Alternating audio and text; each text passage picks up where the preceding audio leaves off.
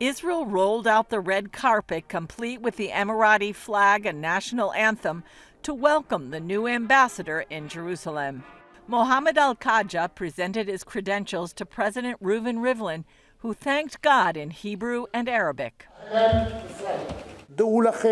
You should know that not only am I moved, the entire Israeli people are excited and welcome you with joy.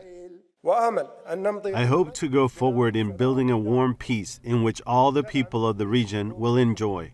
Al-Khaja also met with Israeli Prime Minister Benjamin Netanyahu. We are making history, and making history requires wisdom, courage, and confidence. Right. And I would say competence too. Competence, absolutely. Competence is also important, but we have all that in abundance, so you're going to have your hands full. Meanwhile, according to the Jerusalem Post, Israel, Saudi Arabia, the UAE, and Bahrain have informally discussed a possible security alliance to face common enemies. While all four countries are U.S. allies, Israel has no formal ties with the Saudi kingdom. These are countries that have shared concerns, shared regional worldview. They're on a trajectory towards, emerging alliance system and working closely together and sharing all sorts of information. But this takes a lot of time. This potential comes as regional tension is growing over Iran's nuclear pursuit.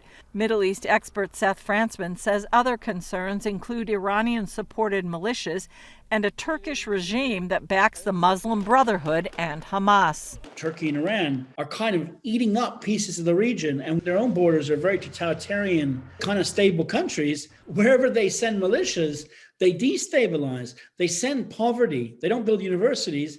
They send weapons. The four regional players are also concerned over the Biden administration's plan to rejoin the 2015 Iranian nuclear deal.